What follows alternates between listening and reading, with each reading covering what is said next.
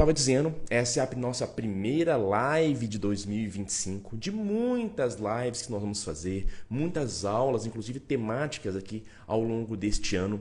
E aí eu optei, né, por nessa primeira aula, nessa primeira live, tratar com vocês sobre o estudo da jurisprudência. Perfeito?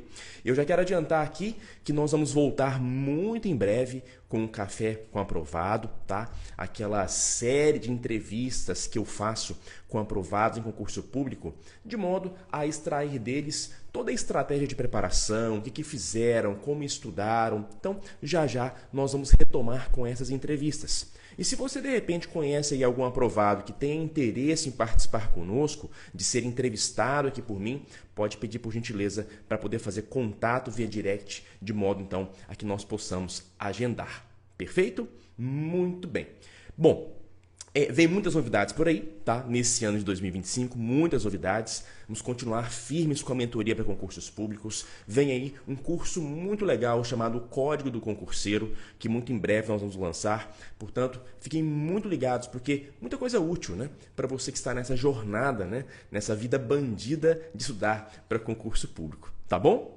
Vamos lá então. Gabriel, por que dessa live, né? Por que você resolveu falar de jurisprudência estratégica, de como estudar jurisprudência e todas as nuances que envolvem esse tipo de estudo? Bom, eu publiquei no Instagram anteontem uma enquete indagando os seguidores quais eram as principais dificuldades ou qual era a maior dificuldade no estudo, né? Se era estudar lei seca, se era estudar teoria, doutrina, né? Assistir videoaula, se era estudar jurisprudência ou então fazer questões de concurso público. E adivinhe?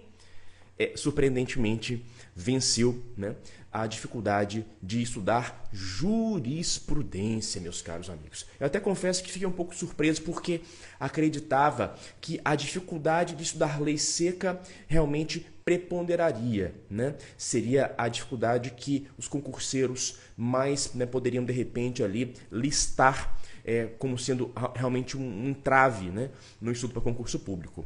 Mas não. A dificuldade de estudar jurisprudência acabou vencendo ali a nossa enquete. Eu pensei, bom, vamos então gravar uma live, né? Uma aula explicando como estudar jurisprudência, por onde estudar jurisprudência, como começar a estudar jurisprudência e como filtrar o estudo da jurisprudência. Tá? Até colega colocou aqui uma questão acima. Já, Pedro, eu vou responder, tá bom? Faço muita questão. Vou só seguir aqui uma espécie de script inicial que eu preparei para depois, então, responder as perguntas de todos vocês. Podem ficar à vontade para poder mandar nos comentários, tá bom? E, meus amigos, vamos então, né, adiante. Eu tenho muita coisa de valor para entregar para vocês aqui hoje nessa nossa conversa. E se você conhece alguém que tem interesse nesse nosso bate-papo, nessa nossa aula, mande, né, a live para esse seu colega, para esse seu colega concurseiro, de forma então que ele possa se inteirar aqui dessa estratégia de estudo da jurisprudência. Perfeito? Mas veja só, aqui hoje eu quero responder com vocês algumas perguntas que são as seguintes. Por que estudar jurisprudência? O que estudar? Onde estudar? Como estudar? E por onde começar? Tá? É um roteiro, pessoal, essencial, é um roteiro básico, tá? De como então você vai levar o seu estudo da jurisprudência. Beleza? Mas enfim, a primeira pergunta. Por que estudar jurisprudência para concurso público, Gabriel? Pessoal, simplesmente porque cai em provas. Ponto final. Tá? Veja, a nossa conversa aqui é uma conversa voltada para concurso público, né? É um bate-papo concurseiro. Então, sejamos muito honestos, jurisprudência cai em provas de concurso público. Veja só, a Banca CESP-Sebrasp, historicamente, ela está voltada à cobrança de jurisprudência. Tá? Então, desde longa data, né, provas da CESP-Sebrasp são muito alinhadas à cobrança de jurisprudência. Isso lá desde os idos de 2010, 2011, 2012, enfim, é uma tradição da Banca CESP-Sebrasp. Ótimo. Na sequência, pessoal, vem despontando como uma das bancas que mais tem feito provas de concurso público, especialmente para carreiras jurídicas? A banca FGV. E a banca FGV também, da mesma forma e com mais intensidade e com um perfil de cobrança diferente, a FGV tem cobrado muita, mas muita jurisprudência mesmo, tá? Que é muita com M maiúsculo, tá? E a FGV tem cobrado jurisprudência, pessoal, aplicada. Ela não quer apenas saber se você conhece o que o tribunal decidiu, tá? Ela não quer apenas saber se você conhece a tese fixada, né, pelo tribunal na decisão, no julgado X, Y ou Z. Ela quer saber se você sabe aplicar aquele entendimento firmado pelo tribunal em um caso concreto. Então, tem sido inclusive uma das bancas mais temidas pelos concurseiros, a banca FGV. Beleza? Então, muita atenção, porque é uma tradição das bancas.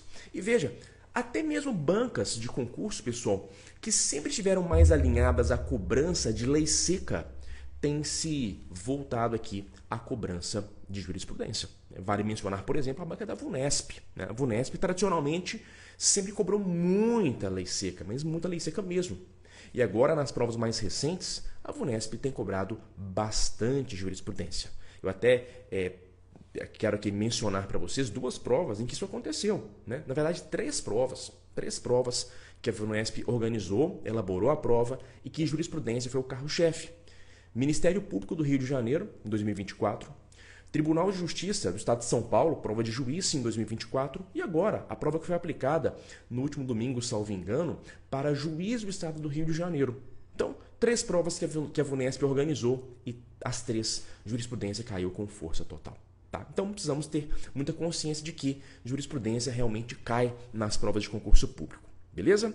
Agora, segundo ponto, pessoal, né, do porquê estudar jurisprudência. Gente, no atual contexto, né, do cenário jurídico brasileiro, há alguma dúvida de que os tribunais criam direito? Há alguma dúvida de que o direito ele é criado pelos tribunais? De que o direito não se reduz apenas à lei? Pessoal, não existe nenhuma dúvida, né? Hoje, no direito brasileiro, sem medo de errar, eu posso dizer para vocês que os tribunais criam um direito, né, a partir das suas decisões, a partir dos seus acórdãos, né? Quando, então, eles aplicam o direito ao caso concreto, muitas das vezes resolvendo controvérsias que a lei acaba encerrando, né, que a lei acaba contendo. E a partir disso, então, o tribunal cria um direito, né, a partir de uma situação concreta para ser observado em outros casos concretos que digam respeito àquela mesma situação. Então, é fundamental conhecer a jurisprudência, estar conectado, estar ligado à jurisprudência. Perfeito? Porque cai em prova e simplesmente porque hoje o direito ele é realmente produzido em grande medida nos tribunais. Inclusive, no ano passado, nesta prova que eu mencionei, a prova para a magistratura do Estado de São Paulo, caiu uma questão que cobrava exatamente isso. Ela perguntava, olha, os precedentes, eles têm qual função? Qual que é a finalidade dos precedentes? E a resposta considerada correta, pessoal, foi a de que os precedentes são fonte formal secundária do direito. Olha só. Entendeu ali a banca examinadora, né, encampou o entendimento de que a jurisprudência, os precedentes dos tribunais, eles criam direito. De tal sorte que eles são fonte secundária, fonte formal secundária do direito. Isto é, o direito, ele nasce, ele é criado também da jurisprudência. Tá? Gente, se isso é bom ou ruim, conversa para uma outra, né, situação, é uma discussão tanto quanto mais filosófica, à luz da filosofia do direito, que vai ficar para um outro momento. A nossa pegada aqui é o estudo de jurisprudência para concurso público. Então, vamos em frente exatamente nessa pegada. Beleza? Agora vejam, existem benefícios, né, de estudar jurisprudência? A resposta é óbvia, né? É claro que sim, pessoal. Tem vários benefícios de você estudar, né, e se manter conectado com a jurisprudência. Né? O primeiro desses benefícios, pessoal, é ver o direito sendo aplicado aos casos concretos. Tá? Muitas das vezes você estuda determinada legislação, mas você não vê a aplicação prática daquela lei. E ao estudar jurisprudência, você vai ver exatamente aquela lei sendo aplicada a casos concretos. Né? E isso te expande a mente, isso te abre a cabeça. De tal modo que é um benefício realmente evidente, né? Ver o direito sendo aplicado aos casos concretos. Segundo benefício, pessoal, é você desenvolver um pensamento jurídico, é você desenvolver um raciocínio jurídico. Porque ao ver o direito sendo aplicado aos casos concretos por parte dos tribunais, você consegue verificar ali o operacional do direito, né? Você consegue verificar o direito vivo, ele acontecendo. Isso te leva a desenvolver, inevitavelmente, um raciocínio jurídico. Como eu falei, você deixa de conhecer o direito apenas pela letra da lei, né? E passa a ver o direito em movimento. Isso é muito importante, né? Muito importante. Em terceiro lugar, um terceiro benefício que vale a pena mencionar aqui para vocês é o desenvolvimento da habilidade de escrever, pessoal. Tá? Ao ler, né, ao conhecer ali os acórdãos, as decisões, você passa a desenvolver uma habilidade de escrita, né? Porque você começa a ver como é que aquele dispositivo ele é aplicado na prática, como é que ele é inserido ali, né, literalmente, redacionalmente no acórdão, na decisão. E quando você lê, né, quando você bem lê, você naturalmente passa a internalizar aquele padrão de escrita e naturalmente passa também, né, a escrever melhor, né, a escrever pelo menos ali, né, com base naquele padrão que usualmente se observa na esfera do Poder Judiciário, aquele padrão que usualmente se observa no sistema de justiça. Portanto, uma habilidade também muito importante, né, que vale muito a pena aí o estudo da jurisprudência. Então, são esses três benefícios que vale a pena aqui mencionar para vocês. Agora, vejam um detalhe, né? Como é que você vai estudar jurisprudência? Porque, veja, meus amigos, nós temos um oceano, né? Nós temos um mar de decisões jurisprudenciais. A verdade é que todos os dias os tribunais eles produzem algo novo, né? Eles decidem casos novos. Então, como é que você vai conduzir aí o seu estudo da jurisprudência tendo em vista esta imensidão? Gente, vejam, não é possível estudar tudo. Antes de mais nada, você tem que ter isso em mente. Não é possível estudar tudo. Não tenha a pretensão de estudar tudo. Por quê? Isso só vai te gerar ansiedade. Isso só vai te gerar estresse. Então, o que você tem que fazer? Você tem que filtrar esta jurisprudência. Tá? É urgente, é necessário filtrar. Isto é, saber o que você vai estudar. Tá? Selecionar os julgados, os acórdãos que são relevantes, que são importantes para você. Porque, convenhamos, meus amigos, tem decisões que não têm relevância para fim de prova de concurso público. Não tem mesmo. E se o seu objetivo é ser aprovado no concurso público, você não precisa estudar essa decisão. Você não precisa estudar este acórdão. Não vale a pena. Né? Não tem ali, não existe, de repente, um custo-benefício em se estudar determinadas decisões. Então, é necessário filtrar, tá? Selecionar a jurisprudência. E aí, eu quero te contar um detalhe, talvez você não saiba, que é extremamente importante, de certa maneira, é o nosso ponto de partida aqui para essa necessidade de se colocar filtros no estudo da jurisprudência. Qual que é esse detalhe, professor? O detalhe é o seguinte, pessoal. Os concursos públicos, até por regulamentação própria, eles só podem cobrar jurisprudência consolidada. Eles só podem cobrar aquilo que já está pacificado nos tribunais. Aquilo que é controvertido, aquilo que ainda não está pacificado, aqueles pontos que o tribunal ainda controverte, não pode ser cobrado em prova de concurso público. Não pode. Inclusive, eu te trago como demonstração disso a Resolução 75 do CNJ, né, que tem uma proibição expressa nesse sentido, tá, de que somente decisões consolidadas podem ser cobradas em prova. E também te trago aqui uma outra resolução, que é a resolução do Conselho Nacional do Ministério Público, que regulamenta os concursos para promotor de justiça, né, e para procurador da República, em que lá consta também a proibição expressa de que aquelas decisões não consolidadas, não pacificadas, não podem ser cobradas em provas de concurso público. Depois, quem quiser checar, É o artigo 33 da Resolução 75 do CNJ e o artigo 17, parágrafo 1º da Resolução 14 do Conselho Nacional do Ministério Público. Então, meus amigos, o que nós vamos estudar é aquilo que está pacificado, né? É aquilo que já está consolidado na jurisprudência. Ponto final. Aquelas decisões que são ainda muito polêmicas, não são pacificadas, são decisões, de repente, inovadoras, né? Isoladas, isso vai ficar de fora. Vai ficar de fora do seu estudo para concurso público, tá? Porque não vai cair na sua prova. Não pode ser cobrado na sua prova, exatamente porque não está pacificado, meus amigos. Então, muita atenção a esse detalhe, porque ele acaba sendo um grande norte, né? Uma grande direção aqui para o nosso estudo da jurisprudência. Perfeito? Maravilha, maravilha. Então, veja, com base nisso, o que é que você vai estudar? Meus amigos, vocês vão estudar aquelas decisões, aqueles acórdãos dos tribunais superiores que têm aí força obrigatória. Você vai estudar aquelas decisões que necessariamente devem ser observadas, né? Não apenas pelos magistrados, mas também pela administração pública. Você vai estudar aquilo que é, além de pacificado, aquilo que é obrigatório. Tá? E veja, nesse sentido, o artigo 927 do Código de Processo Civil, ele nos apresenta um rol de decisões que são obrigatórias.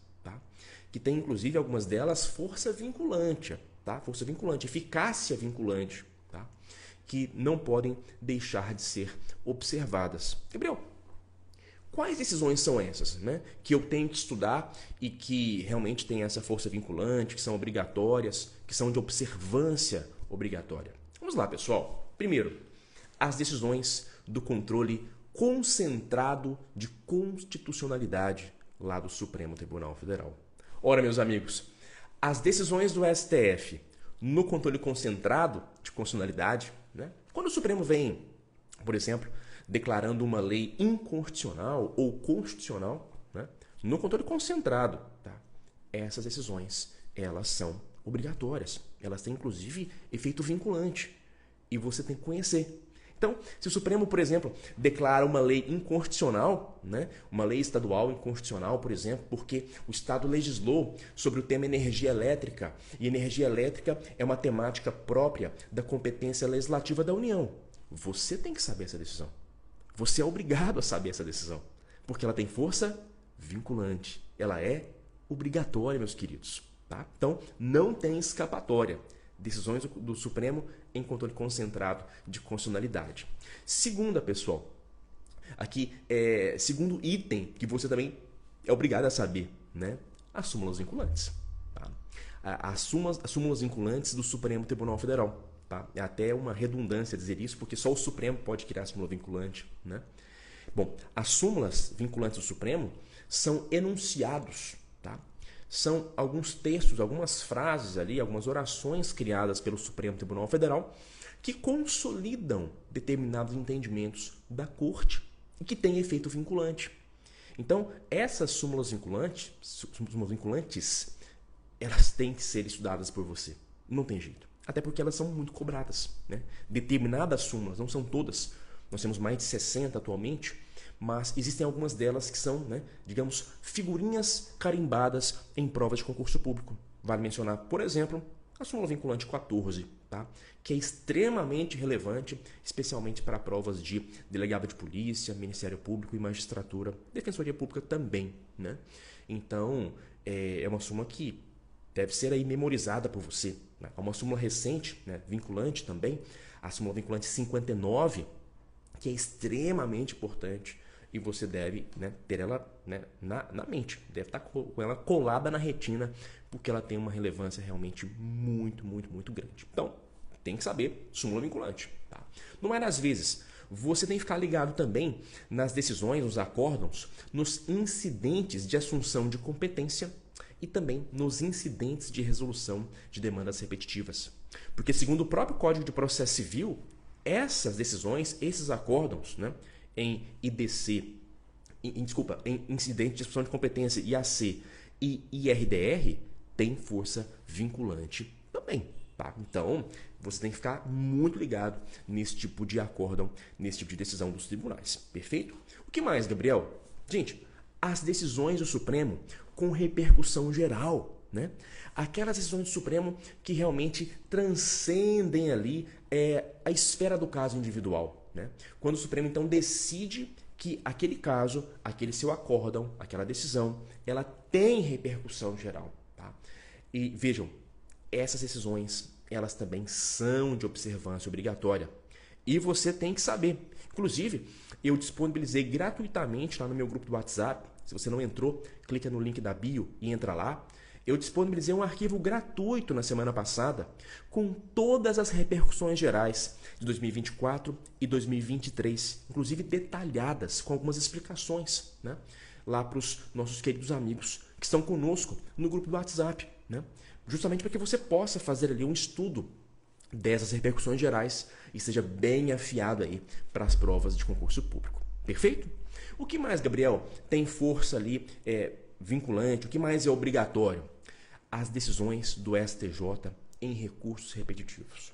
De igual forma, pessoal, as decisões do STJ prolatadas em sede de recursos repetitivos, elas também têm de ser estudadas por você, porque elas são de observância obrigatória. Né? São aqueles recursos, digamos, mais destacados do STJ, aquelas matérias mais relevantes, né?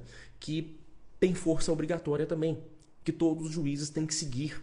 Então, se é obrigatório, também deve compor aí o seu estudo. Inclusive, as bancas têm uma predileção muito grande pelos repetitivos do STJ, muito grande. Eles não podem ficar de fora de jeito nenhum aí do seu estudo, tá bom? E aí, pessoal, também vale mencionar as decisões dos plenários, né? Plenário do Supremo e plenário do STJ. Deixa eu te contar uma coisa. Nem toda decisão do STF do STF, é da corte por inteiro. Né? Nem toda decisão do STJ é de todo o STJ, é do STJ por inteiro. Não é. Sabe por quê, meus amigos? Porque o Supremo ele é dividido em duas turmas. Tá? Então, às vezes, de repente, você está estudando uma decisão de uma das turmas do Supremo. Não é uma decisão do plenário de todo o Supremo Tribunal Federal. E as decisões das turmas, elas não têm a mesma relevância que uma decisão do plenário. Não tem. Tá? Então, temos que priorizar decisões do plenário e não decisões turmárias do Supremo. A mesma coisa vale para o STJ. Lá no STJ, pessoal, nós temos várias turmas e nós temos ainda sessões. Né? O STJ ele está subdividido em órgãos internos. Bom, o que é mais importante?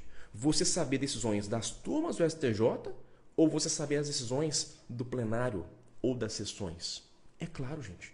O que vale aqui, o que mais importa para nós, são as decisões do plenário do STJ.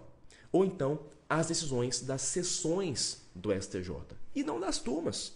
Porque, por vezes, pessoal, acontece de nós termos decisões conflitantes. A turma X decide de um jeito, a turma Y decide de outro. E isso eu te contei mais cedo. Essas decisões que são conflitantes, que não são pacificadas, que não são consolidadas, inclusive, elas nem podem ser cobradas em prova de concurso. Existe vedação, existe proibição para isso. Então, vamos focar naquilo que realmente é importante. Então, só recapitulando com você, o que mais interessa, o que mais importa, meus caros amigos? Estudar aquilo que é obrigatório. Então, veja só, repercussão geral do Supremo, repetitivos do STJ, súmula vinculante, decisões do Supremo em controle concentrado de constitucionalidade e decisões dos plenários, tá? Plenário do Supremo, plenário do STJ.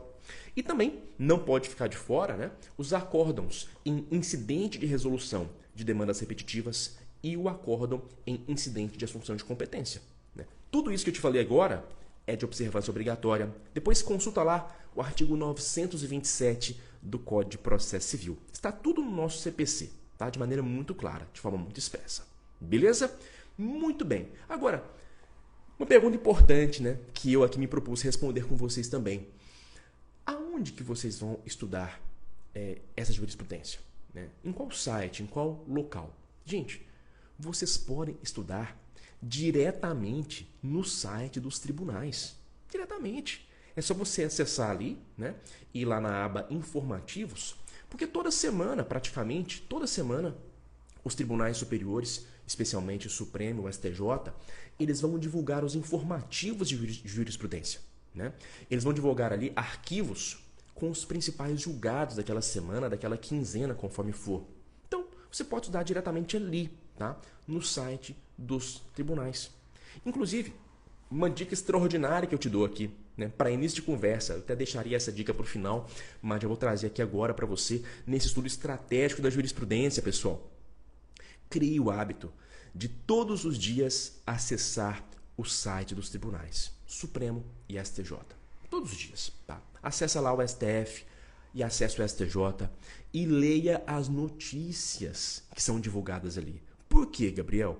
Porque, pessoal, por vezes, lá nas notícias que aparecem nos sites do STF e do STJ, você tem ali, né, as decisões mais relevantes, inclusive explicadas de uma forma hiper simples, de maneira muito simples, para que o público leigo possa entender. Então, se o público leigo lendo, né, vai entender aquilo que foi decidido, você, com muito mais razão, que é estudante de direito, já se formou, que é bacharel e exerce alguma atividade jurídica, você vai compreender o que foi ali realmente decidido. Está explicado para você no site dos tribunais. Então, vale muito a pena criar esse hábito de todos os dias acessar o site do Supremo e do STJ para se manter muito antenado e conectado com o que está sendo discutido, com o que está na pauta da discussão lá nesses dois tribunais. Perfeito? Então, crie esse hábito porque vai facilitar muito o seu estudo, especialmente a memorização. Maravilha? Ótimo. Então, esse é o primeiro passo, né? Eu diria, acessar o site todos os dias. Segundo passo, pessoal, estudar os informativos, né? Você vai acessar o site do Supremo STJ, vai lá na aba Informativos, semanalmente é importante fazer isso, né? E vai estudar as decisões que foram prolatadas por esses tribunais na última semana ou na última quinzena. Agora, não esqueça de filtrar, né? Gabriel, como assim? Quando você for começar a estudar o informativo, vai lá no final da decisão e verifique. É uma decisão de repercussão geral? É um repetitivo do STJ? É uma decisão que foi prolatada no controle concentrado? Gente, se não for, pode pular. Pode pular. É uma decisão do plenário do Supremo ou do plenário do STJ? Se não for, passa para frente. Porque você precisa filtrar, lembra? Você não vai conseguir estudar tudo. Você não vai conseguir ler tudo, né? Toda a jurisprudência. Então, vamos direcionar o estudo. Faça dessa forma. Vai facilitar muito, muito a sua vida. Demais. Tá? Agora, se você não quiser, de repente, estudar direto pelo site dos tribunais, você tem, por exemplo, à sua disposição o buscador Dizer o Direito, né? Que eu sou fã número 1, sou assinante há muitos anos, né? Inclusive presto serviços para eles, gravo ali os podcasts do Dizer o Direito e adoro o buscador, né? Eu trabalho lá e assino, né, anualmente o buscador, salvo engano, o valor atual é de R$170 por ano, né? Para você então buscar a jurisprudência, filtrar a jurisprudência. Você pode acessar ali, né, e selecionar. Olha, hoje eu quero estudar as repercussões gerais do Supremo. Você clica lá e vai aparecer todas as repercussões gerais para você. Se você não entendeu, né, de repente, a ementa, o resumo do julgado, existe ali a explicação completa, né, do julgado, né, com os dispositivos legais, com fragmentos doutrinários, com outros julgados correlatos, né, semelhantes àquele que você está estudando, enfim. Com questões de concurso público, inclusive nos próprios comentários do julgado. Vale super a pena, se você gostar, se você achar por bem, assinar aí o Dizer o Direito. Tá? Muito legal, muito, muito interessante. Inclusive, um colega mais cedo mandou aqui uma pergunta, que foi a seguinte: Gabriel, eu tenho aqui, né, o manual de jurisprudência do Dizer o Direito, né, o Vademecum de jurisprudência do Dizer o Direito. Por onde estudar? Por onde começar? Bom, faça o mesmo filtro que eu expliquei para vocês aqui, né? Vai estudando, né, realmente ali o Vademecum de jurisprudência, mas aplicando os filtros, né? Você vai estudar repercussão geral, repetitivos, controle concentrado, súmulas vinculantes, né? As súmulas do STJ e do Supremo Tribunal Federal também, né? Não as vinculantes, né? Mas as súmulas de persuasão, de convencimento dos tribunais, né? Vai estudar os incidentes de assunção de competência e o incidente de resolução de demandas repetitivas, né? Porque o vade-mecum de jurisprudência ele vai trazer muita coisa para você, muita coisa, muitos julgados, e nem todos eles são relevantes. Você vai focar, então, naquilo que é de observância obrigatória, né? Que está lá no artigo 927 do Código de Processo Civil. Então, faça esse filtro, né? Especialmente, pessoal, repercussão geral, repetitivos e controle concentrado. Esses três realmente não podem passar desapercebidos. Eles são, de fato, obrigatórios. Tem de filtrar, tá? Porque, eu repito, eu insisto, é humanamente impossível você estudar toda a jurisprudência. Não tem jeito, meus amigos. Não tem jeito, é muita coisa. Então, vamos fazer aquilo que importa. Vamos fazer aquilo que vai te trazer efetividade lá na hora da prova. Aquilo que vai efetivamente cair lá na questão da sua prova de concurso público. É isso que importa, tá? De modo que você possa, então, converter aquela questão em acerto. Tá? Ah, Gabriel, mas peraí, eu li ali a notícia no STF, no STJ, eu li o informativo e eu não entendi bulhufas do julgado. Não entendi nada do que foi decidido. Gente, vamos ser inteligentes. Hoje nós temos à nossa disposição ferramentas maravilhosas de inteligência artificial. Repito, maravilhosas, que se bem utilizadas, podem te trazer um resultado super bacana no estudo para concurso público. Então, vamos ser inteligentes. Lê o julgado. Não entendeu nada, nada. De repente é um tema muito truncado mesmo, né? De direito tributário, previdenciário, etc e tal. Pessoal, pega o julgado, pega a decisão, vai lá no ChatGPT ou em outras plataformas de inteligência artificial, coloca lá e dá o comando, né? Me explique de forma simplificada, né? Me explique de maneira detalhada como se fosse para um adolescente de 12 anos de idade. Beleza. Ou então, me explique na forma de fofoca, né? Ele vai te trazer uma explicação super detalhada que você efetivamente vai entender, né? Então, vamos usar dessas ferramentas também, porque, como disse, se bem utilizadas, elas podem ser muito, muito, muito úteis mesmo. Beleza? Então, meus amigos, para início de conversa, o que você vai fazer? Você vai passar a criar o hábito de acessar o site dos tribunais diariamente, tá? De modo, então, a ler as notícias que estão ali veiculadas e já vai selecionando, né, o que é importante e o que não é importante. Beleza? Primeira providência necessária. Segunda providência, depois que você tiver criado esse hábito já, né, você vai também criar o hábito de semanalmente estudar os informativos que são divulgados nos sites dos tribunais, STJ e STF. E, ao estudar esses informativos, você vai focar em quê? Naquilo que é obrigatório. Perfeito? Repercussão geral, repetitivos, controle concentrado, incidente de assunção de competência, incidente de resolução de demandas repetitivas, decisões do plenário do Supremo e do STJ. Tá? E não esqueça das súmulas, é claro. Súmula sempre é muito importante, né, pessoal?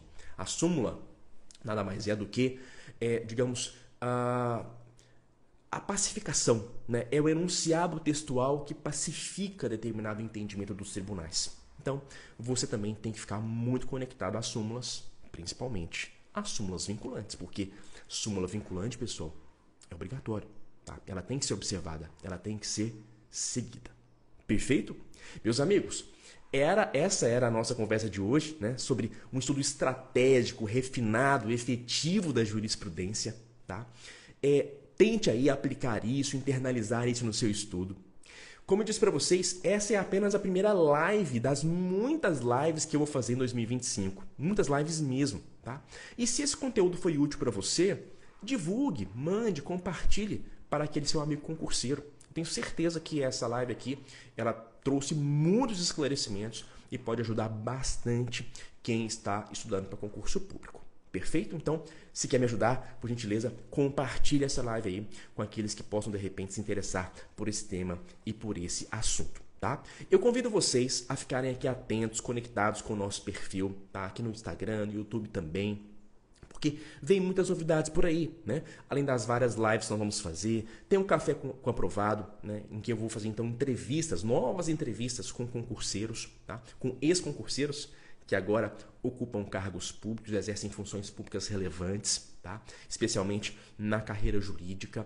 E vem muita coisa legal, tá? Vem aí o código do concurseiro, enfim, é importante que você fique atento, conectado aqui conosco. E quaisquer sugestões, dúvidas, pode mandar lá no direct do Instagram, tá? Ou então no próprio WhatsApp. Só você entrar no nosso grupo, que está o link está na bio do Instagram, tá bom? Pessoal, um forte abraço, um excelente dia para vocês, bons estudos e sigamos juntos, né, nessa empreitada, nessa jornada de estudar para concurso público. Forte abraço e até a próxima, pessoal. Tchau, tchau.